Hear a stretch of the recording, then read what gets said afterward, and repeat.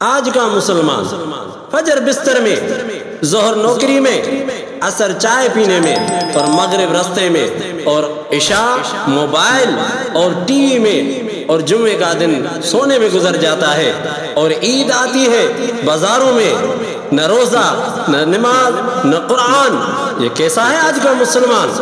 پھر بھی کہتا ہے کہ اللہ ہمارے اوپر نہیں مہربان۔ لوگوں، اگر اپنی زندگی سنوارنا چاہتے ہو، اپنی زندگیوں میں آسانی لانا چاہتے ہو، تو آؤ قرآن کی طاقت کو سمجھو، قرآن کی عظمت کو سمجھو، قرآن کی شان کو سمجھو۔ اب آؤ میں تمہیں قرآن کی طاقت سمجھاتا ہوں کہ قرآن میں کتنی بڑی اللہ نے طاقت رکھی ہے۔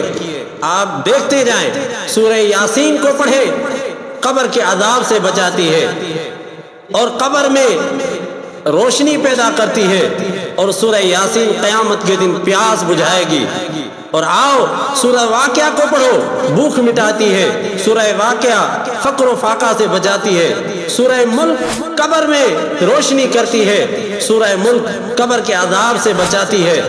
سورہ مزمل آپ اس کو پڑھیں تو اللہ تبارک و تعالیٰ کے پیارے محبوب سرکار دو عالم صلی اللہ علیہ وسلم کی زیارت سے مشرف کرتی ہے یہ سورت، اور مصیبتوں کو آنے سے روکتی ہے۔ سورہ کوثر دشمنوں کو دشمنی سے بچاتی ہے۔ سورہ کافرون موت کے وقت کفر سے بچاتی ہے۔ سورہ اخلاص کا ورد کرنے والا منافقت سے بچ جاتا ہے، اور سورہ فلق کا ورد کرنے والا صبح صبح حادثوں سے بچ جاتا ہے۔ سورۃ الجاثیہ کو پڑھنے والا اس کی زندگی میں ہمیشہ امن ہی امن ہوتا ہے۔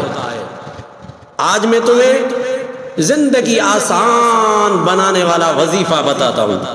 زندگی آسان: فجر سورہ یاسین، ظہر سورہ رحمان، عصر کے وقت سورہ واقعہ، اور مغرب کے بعد سورہ مزمل، اور عشاء نماز کے بعد سورۃ الملک کی جو بھی شخص روزانہ تلاوت کرے گا، اللہ تعالیٰ اس کی زندگی کو آسان بنا دے گا۔